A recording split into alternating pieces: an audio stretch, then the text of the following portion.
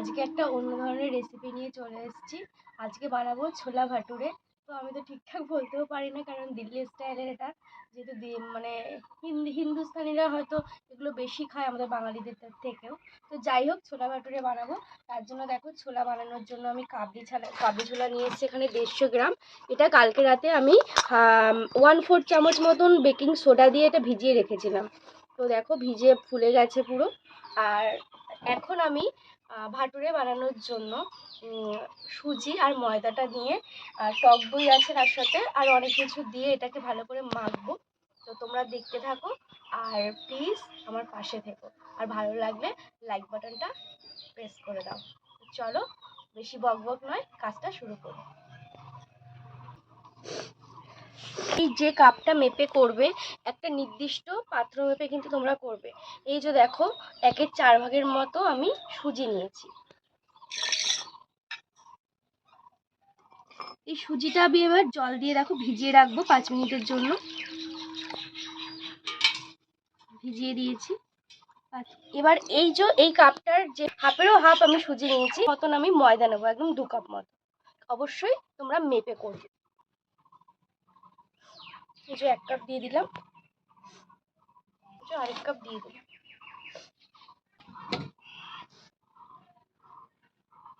আমি নুন দিয়ে দেবো, লবণ দিয়ে দেবো, চিনি, চিমটে মতন দেখো খাবার সোডা, যেটা খাবার সোডা পাওয়া যায় দোকানে, সেটা আমি দিয়ে দিলাম। সুজিটা ভালো করে দেখো নরম হয়ে এসছে ভেজানোর পর।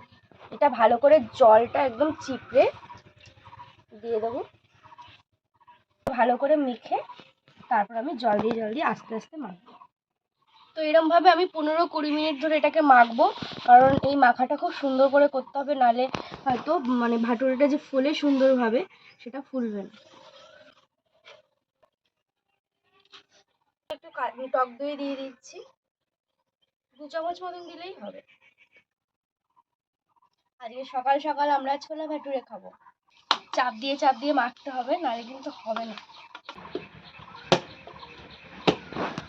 আমরা তেল দিচ্ছি বন্ধুরা, রিফাইন্ড অয়েল। তো বন্ধুরা, এই যে মাখা হয়ে গেছে আমার, দেখো বেশি কিন্তু শক্ত হয়নি, বেশি নরম হয়নি। এরকম ভাবে মেখে আমি এটা রেখে দেবো।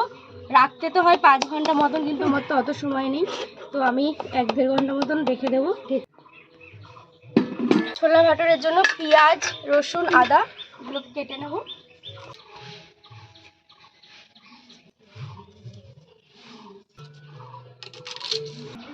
তো বন্ধুরা, উনুনটা এবার ধরিয়ে নেব। আমার মোটামুটি সব কিছু রেডি করা হয়ে গেছে। আর মিক্সিতে আমি এখানে পেঁয়াজ, আদা, রসুনটা পেস্ট করে নিয়ে এসেছি। আর আজকাল মানে শিলনোড়াতে বাটিনি, অনেকটা কিছুই বানাতে হবে। তো তো দেখো, এটা ধরিয়ে নিয়ে রান্নাটা রেডি করি। এটা বসিয়ে দিচ্ছি, কারণ এখন ছোলাটা বানাবো। দিল্লি স্টাইলে বানানোর চেষ্টা করবো। গ্রামে থাকি, গ্রামের বউ, জানি না কতটা কি করতে পারবো, চেষ্টা করছি করার জন্য। ধাবাতে দেখেছি, ধাবাতে একবার খেয়েওছি। হয়ে গেল, আমি সর্ষের তেলটা দিয়ে দিলাম। আর দেখো, এর মধ্যে আছে গরম মশলা, দারচিনি, এলাচ, লবঙ্গ। আর এর মধ্যে কালো এলাচটা আমি পাইনি, তাই দিইনি। তোমরা পেলে অবশ্যই একটা কালো বড় এলাচ দিও।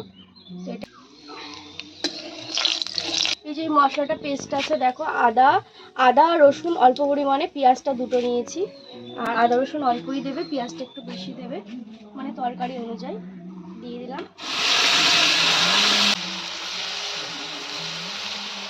বন্ধুরা, পেঁয়াজের জলটা পুরো শুকিয়ে নিতে হবে, তার জন্য আমি একটু নুন দিয়ে দিচ্ছি।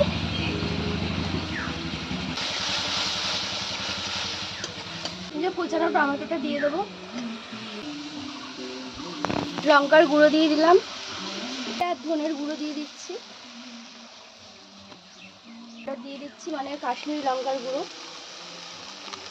একটু হলুদ দিয়ে দেবো, ভালো করে এটা নাড়বো। এবার এই অবস্থাতে আমি কাবলি ছোলাগুলো দিয়ে দেবো।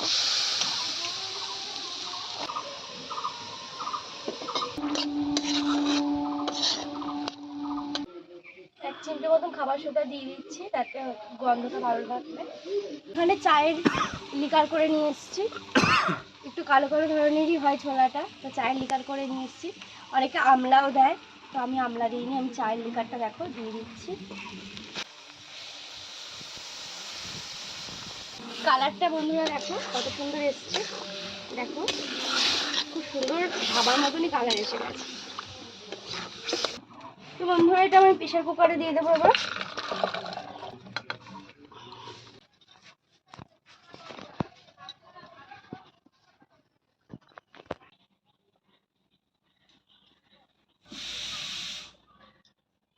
যেটুকু পারবো গোল করবো, জানি না কতটা গোল হয়, আটা দিয়ে তাও একটু গোল হয়, তেল দিয়ে আমি অতটা গোল করতে পারি না।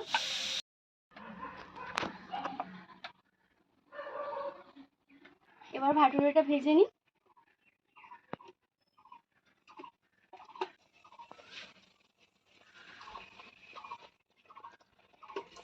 দেখো বন্ধুরা কতটা সুন্দর ফুলেছে।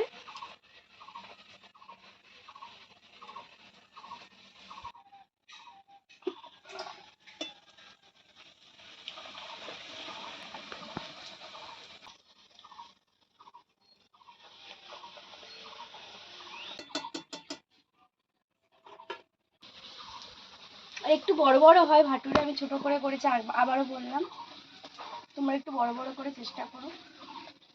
তো দেখো বন্ধুরা আমার এটা সিদ্ধ হয়ে গেছে, আমি এটার মধ্যে এবার ফোড়ন দেবো। কড়াই গরম হয়ে গেছে, দিয়ে দিচ্ছি তেল, কুচানো আদা দিয়ে দিচ্ছি, জোয়ান দিয়ে দিচ্ছি। সিদ্ধ হয়ে গেছে বন্ধুরা, এই যে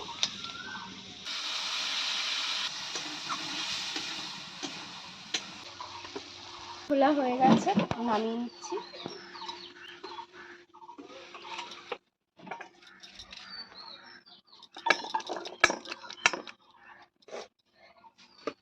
তো বন্ধুরা আমার ছোলা ভাতের দুটোই রেডি হয়ে গেছে, এবার সার্ভিং করে তোমাদেরকে দেখাই।